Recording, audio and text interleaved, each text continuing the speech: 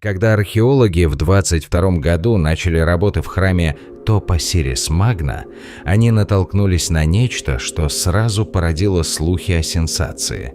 Подземный туннель длиной более 4000 футов пролегает под основным зданием храма, уходя глубоко в землю и скрываясь под песками. То, что поражает в этом объекте – его архитектура. Стены из хорошо выложенного камня, арки и коридоры, которые находят параллели лишь в крупных древних гробницах. Но главное, этот проход не ведет к обычным подземным помещениям храма, таким как кладовые или подвальные залы. Похоже, это был целенаправленный конструктивный элемент, связанный с чем-то большим, возможно, с погребальной камерой. Археологи отмечают, что туннель идет в направлении, которое может соединяться с другими частями комплекса, и что при исследовании были выявлены ответствия. Там уже находят элементы античных стен и остатки древнего потолочного покрытия.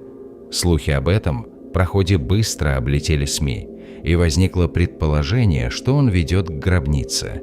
Это вход в тайную камеру, но пока никто не утверждает это с уверенностью. Осторожные ученые подчеркивают, что туннель – лишь часть головоломки, а сама камера еще не обнаружена. Мог ли этот туннель стать прямым путем к захоронению одной из самых загадочных цариц? Прежде чем ответить, стоит разобраться, что еще было найдено рядом. В зоне раскопок вокруг туннеля обнаружили множество предметов, которые могут служить подсказками. Среди находок – монеты с портретом Клеопатры, амулеты, маленькие статуэтки богов, украшения, осколки сосудов и надломанные куски саркофагов. Эти предметы не обязательно указывают на место ее захоронения, но создают весомую аргументацию. Именно в этом районе было присутствие элитных лиц. Монеты с изображением царицы – редкость, особенно в Александрии. То, что их нашли именно здесь, усиливает мысль о том, что в этом месте могли бы посещать люди, связанные с ее временем. Одна из находок – золотой язык, тонкая пластина с надписями, возможно, ритуального характера. Также отмечены остатки липных украшений с элементами архитектуры, характерными для богатых погребальных построек. Однако не всякая древняя вещь означает, что здесь разместилась гробница. Некоторые артефакты могли быть привезены позже, служили подношениями или принадлежали более поздним захоронениям. Тем не менее, совокупность этих находок создает мощный контекст. Мы не просто смотрим на древние руины, а видим следы элитной жизни, предметы, которые могли принадлежать самой царице или ее приближенным. И это ведет к вопросу, кто еще из того времени оставил следы здесь. Следы римского присутствия проявляются в раскопках рядом с храмом. Там найдены остатки римской кладки, части колонн, фрагменты плит с римскими мотивами. В одном из помещений – осколки римской керамики и черепки из лагерей римских солдат. Все это тесно связывает этот участок с римским присутствием в Александрии. Если предположить, что Клеопатра была похоронена именно здесь, то ее захоронение могло находиться под строгим контролем римлян, либо потому, что они не позволили создавать в центре города величественную гробницу, либо потому, что хотели скрыть или контролировать место ее покоя. Кроме того, архитектурные следы римской реконструкции могут свидетельствовать о том, что со временем храм был переоборудован. Часть коридоров, ходов или стен могла быть изменена римскими строителями, что усложняет восстановление первоначального плана. Эти римские следы – не доказательство наличия гробницы, скорее сигнальная метка. В этом месте могли происходить важные события раннего периода после правления Клеопатры. Второй шанс – через века что-то могло сохраниться и скрываться под слоями земли. Открытие 21 века играет ключевую роль. Археологиня Кэтлин Мартинес – ее имя из элиты научного мира, хотя и не широко известно. Она первой выдвинула гипотезу о том, что храм Топосирис Магна может стать местом захоронения Клеопатры. Ее команда, включающая египтологов и международных спонсоров, начала работы в середине 2000-х годов. Ее подход – не слепой поиск, а комбинирование древних источников, геофизических данных и осторожных проб почвы. Она выбрала Топосирис Магна не случайно. Храм расположен к западу от некрополя Александрийского, в районе который древние определяли как зону теней города. Мартинес аргументировала, что царица могла быть похоронена не в центре, а именно там, где земля была священной, но не публичной. Под ее руководством обнаружены и сам туннель, и артефакты, и коридоры. Ее команда впервые применила передовые методы визуализации Земли, такие как георадар и магнитометрия, чтобы искать пустоты под поверхностью. Мартинес неоднократно подчеркивала, что она не утверждает, что уже нашли гробницу.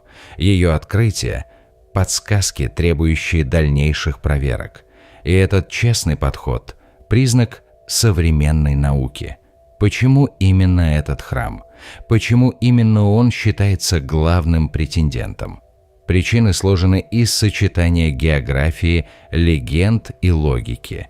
Во-первых, храм расположен в западной части Александрии, в направлении от Нила, в символическом западном мире, где по древним представлениям должны были хоронить умерших.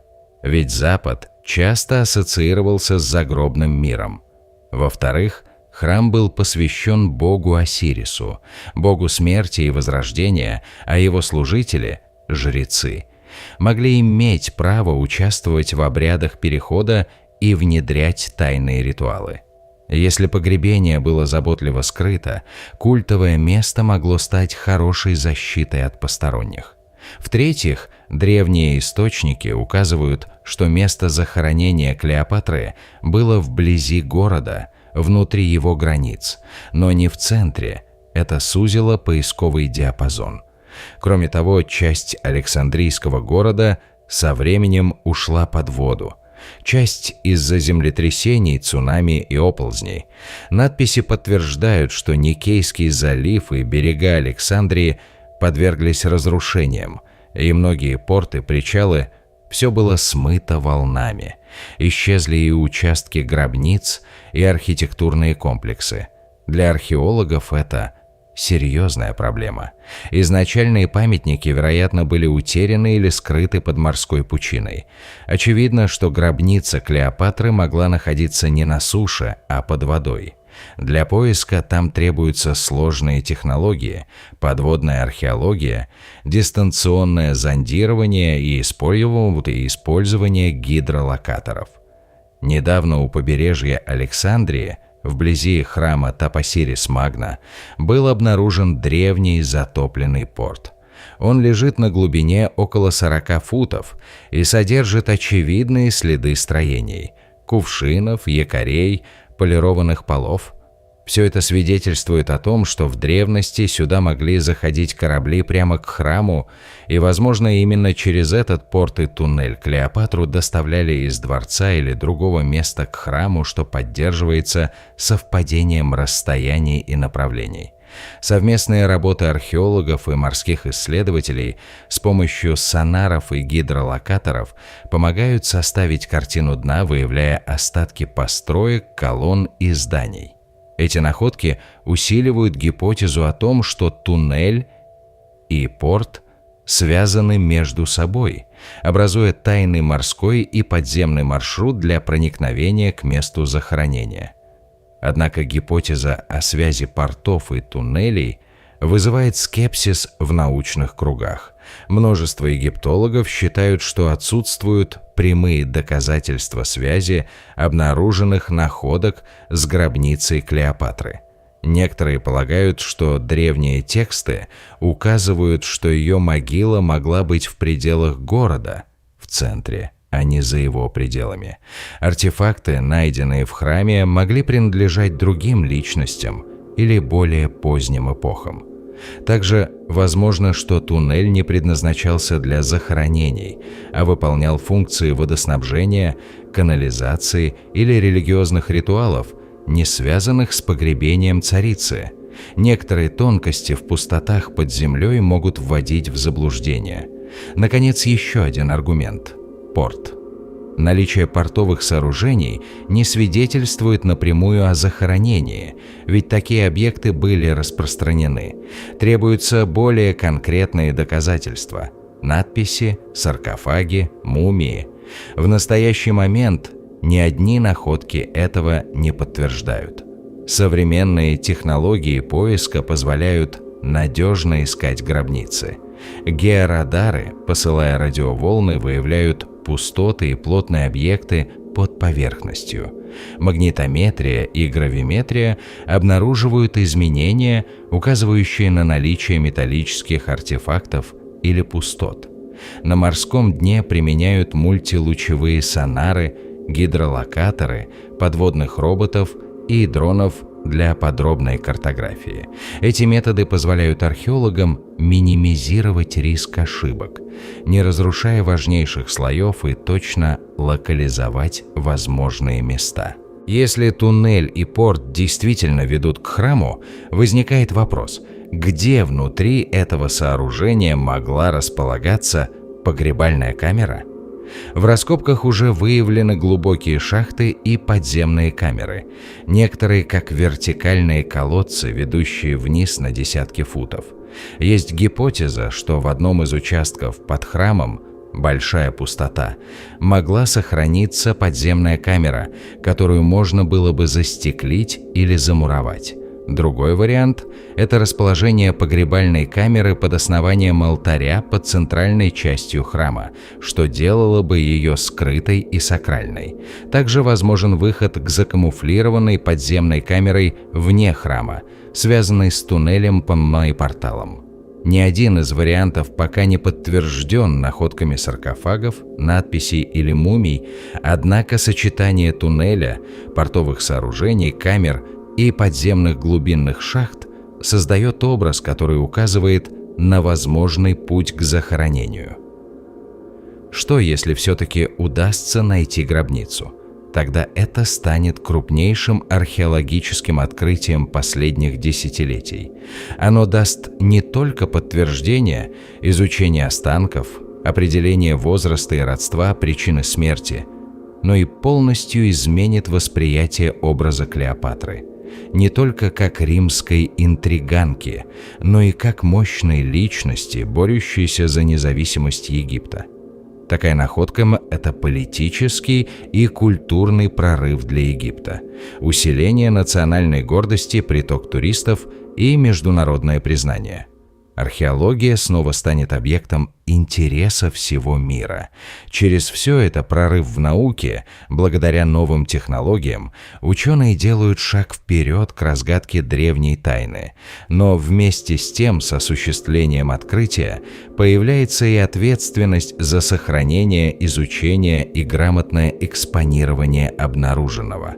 Гробница Клеопатры – это не просто коллекция артефактов, а целая история, запечатленная в камере времени. И даже если внутри ничего не обнаружится, сама дорога поиска уже изменила науку. Остается только один вопрос. Где, по мнению ученых, находится гробница с наибольшей вероятностью? Самая вероятная версия, основанная на всех найденных данных, это храм Топосирис-Магна, как место, где могла сохраниться ее гробница. А именно здесь соединяются все факторы: культовое значение, географическое расположение, туннель, порт, артефакты, инженерное чудо и совпадение времени. Монеты, статуэтки, архитектурные детали найдены в этом месте и явно относятся к периоду ее правления. Архитектура храма предполагает наличие скрытой камеры, возможно, сохранившейся веками. Также найдены мумии и погребенные с золотыми языками, что является характерным ритуальным знаком элитных захоронений. Несмотря на отсутствие прямых доказательств, совокупность факторов создает сильную убедительную версию. Некоторые ученые выдвигают альтернативы: подводные участки древнего города, сохранившиеся зоны на территории современного города.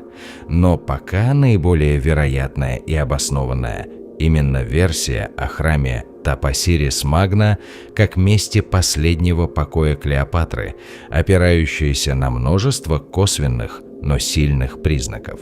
Итак, поиск продолжается. Каждая новая находка может изменить понимание, вывести на новые горизонты. Возможно, скоро, благодаря прогрессу технологий и сплаву разных методов, археологи смогут наконец-то раскрыть тайну. Где покоится великая царица, чья судьба и смерть окутаны многочисленными легендами и загадками. Все это загадка, которая сохраняется уже более 2000 лет. И, возможно, именно эта загадка – ее главный щит. Ни одна другая правительница древности не окружена такой завесой тайн и мифов. Клеопатра создавала образ мифа, который пережил эпохи. Ее смерть, исчезнувшее тело и город, ушедший под воду – все это создает почти идеальную историческую головоломку. Но наука шаг за шагом приближается к ответу. Реальные находки – не вымысел и не сказка. Они в земле, камне и воде ждут, когда их расшифруют. И сегодня мы ближе, чем когда-либо. Если гробница действительно скрыта под храмом Тапосирис Магна, это вопрос времени, когда она будет найдена.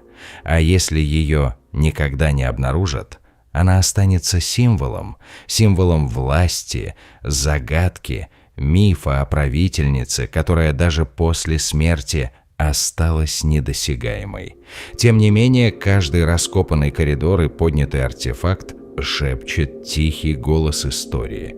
Он не кричит, но настойчиво зовет найти правду. Надо лишь копнуть чуть глубже.